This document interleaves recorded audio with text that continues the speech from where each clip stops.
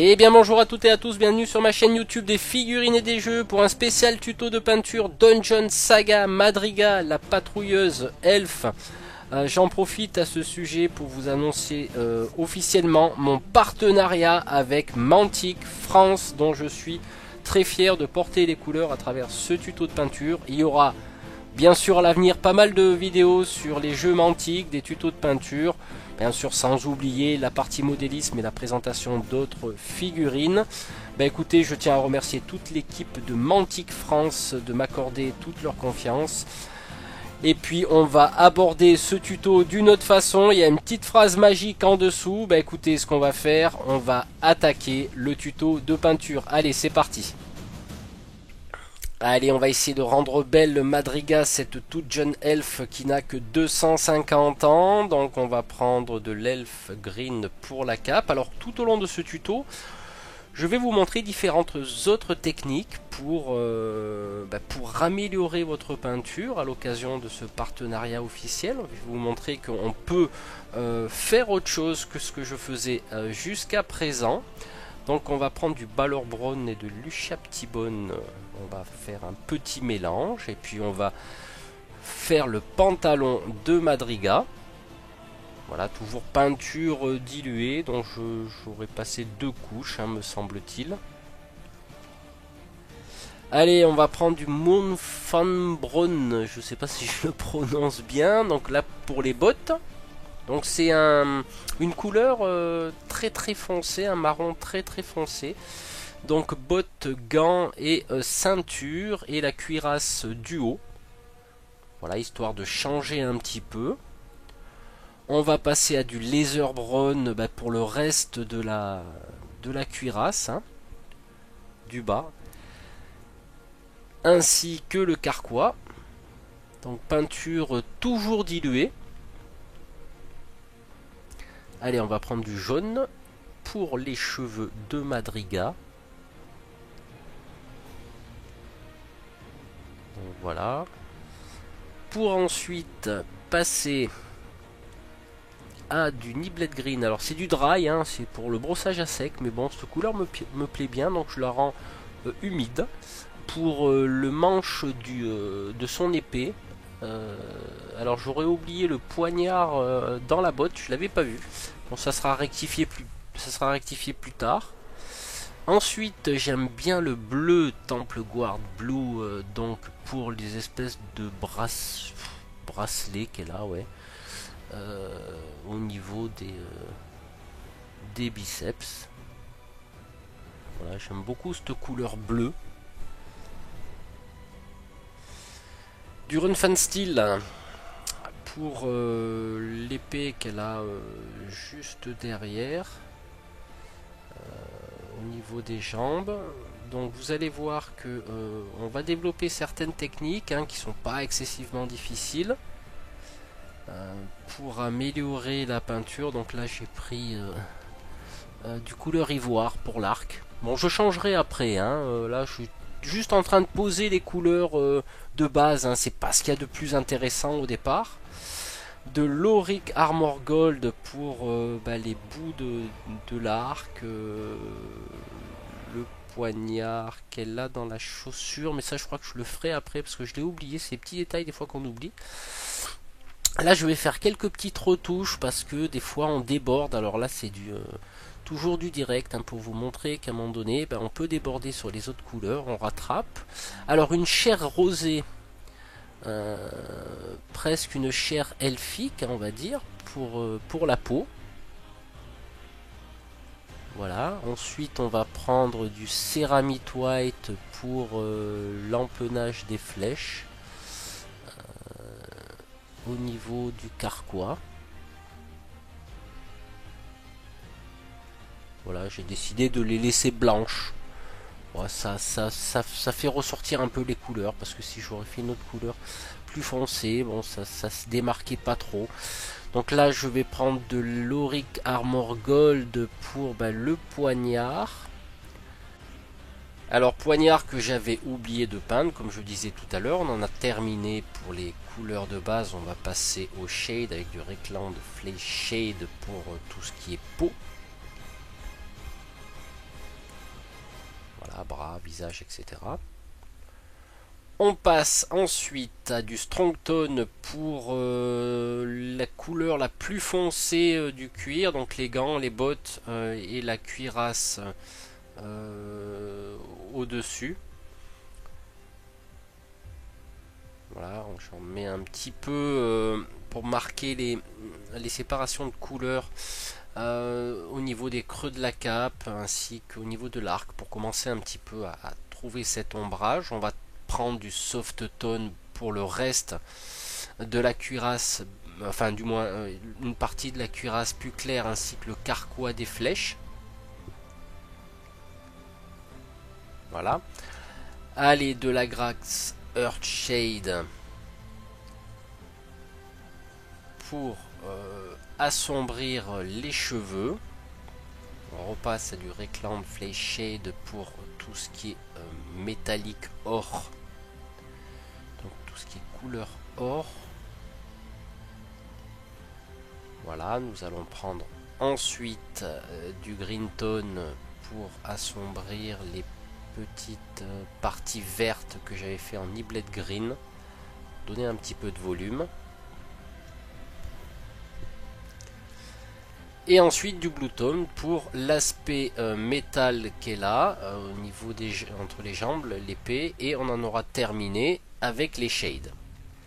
Allez, on va passer à la partie éclaircissement, la partie la plus longue de ce tuto de peinture. Donc je vais y intégrer du médium. On va voir un petit peu comment utiliser ce médium mélangé avec du vert. Donc j'essaie de trouver une consistance qui ressemblerait à du lait. Donc là il y a un petit peu plus, on va dire qu'il y a le double de médium qu'il y a de peinture. Et on va passer des couches et des couches. Et on va essayer de faire des jolis fondus. Donc là je repasse intégralement sur toute la cape. Alors vous remarquerez que je n'ai pas appliqué de shade sur cette partie de la cape. Et sur certains autres vêtements comme le pantalon. On va prendre un vert plus clair. Toujours même technique. Là j'ai mis une petite goutte.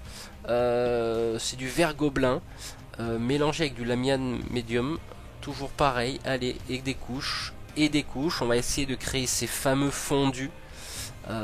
Donc là ça m'a pris quand même pas mal de temps.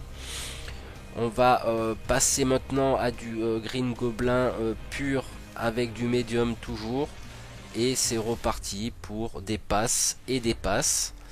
Donc il y a peut-être 5, 6, 7 passes en veillant d'en mettre, on va dire, sur les arêtes. Plus on éclaircit, plus on va aller sur les arêtes de façon à essayer de refléter cette lumière. On va prendre du jaune qu'on va mélanger à ce vert gobelin. Je vais remettre un petit coup de médium, pareil, pour retrouver cette consistance liquide.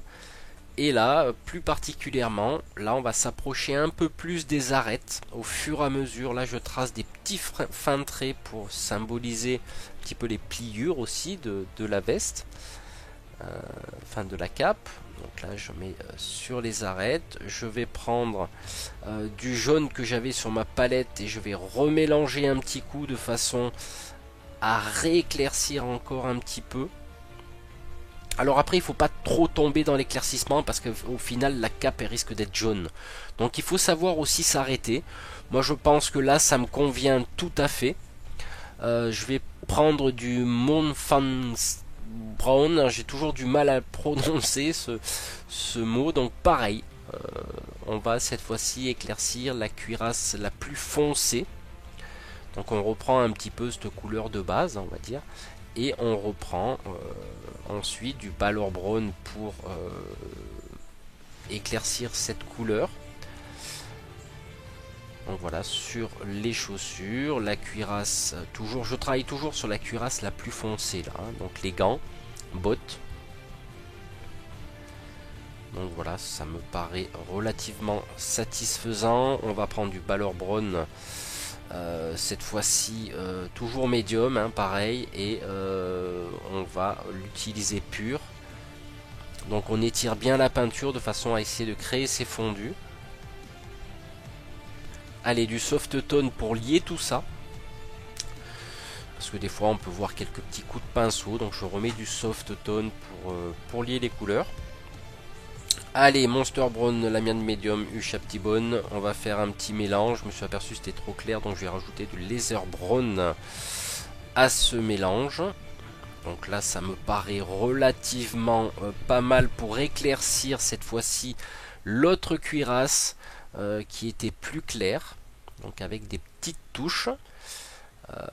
De nouveau, petit mélange avec la couleur antécédente. Là je vais rajouter de l'ocre jaune parce que ça me paraissait pas assez clair, et vas-y, je repasse quelques petits traits à droite à gauche sur le carquois, sur le bas de la cuirasse, enfin bon, la cuirasse qui était la plus claire.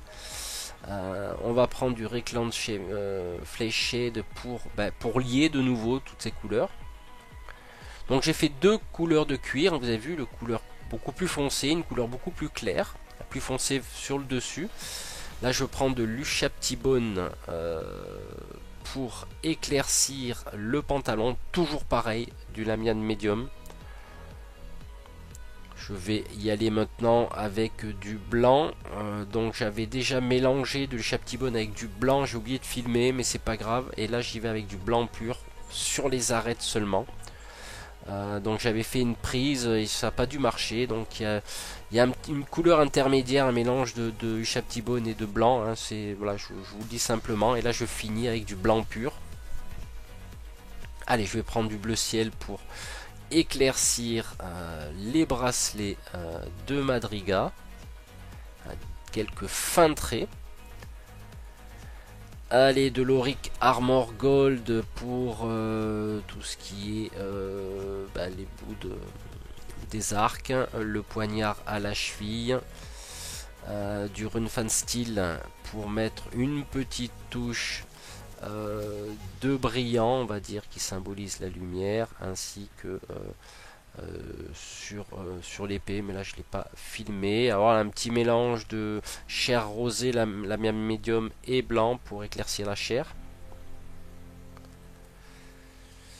Ensuite du Ceramite White, cette fois-ci dans le creux des yeux. Alors vous voyez, quand je déborde un peu, je mets un petit coup avec le doigt. De l'Abaddon Black pour mettre un tout petit point pour symboliser les yeux. Alors cette figurine est relativement petite par rapport aux figurines de Walking Dead par exemple. Là du jaune pour éclaircir les cheveux, donc il faut prendre des pinceaux relativement plus fins. Du Runefan Steel pour la boucle du ceinturon, ainsi que une petite partie de l'épée. Allez, on passe à de l'échine grey pour le socle très dilué, l'échine grey, enfin pas trop non plus. On va ensuite brosser à sec avec de l'administratum grey. Voilà, on va mélanger l'administratum grey avec du blanc pour faire un brossage un peu plus léger cette fois-ci sur les arêtes. Et pour terminer avec du blanc pur, tout simplement, beaucoup plus léger, pour symboliser cet aspect pierre de donjon. Allez, on reprend du noir cette fois-ci pour couper en deux la base du socle. Donc il y aura une partie grise sur le côté supérieur, et inférieur il y aura un petit trait noir. Je vais prendre de l'échine grey pour retracer les traits des pavés. Voilà, on en aura terminé pour les éclaircissements. On va passer aux finitions. Donc là, je vais bomber avec de l'anti-shine d'Army Painter. Et ensuite, je vais positionner toujours ma petite technique de diamant. Donc d'onglerie, c'est des décors pour ongles. Voilà, je vais en mettre un bleu sur la fermeture de la cape, et un sur une couleur rose sur l'épée, du moins le fourreau de l'épée. Je vais combler quelques petits creux du donjon avec de la colle à bois, et je vais saupoudrer d'herbe Army Painter, et on en aura terminé avec cette figurine. Alors là, je tapote bien pour chasser l'excédent.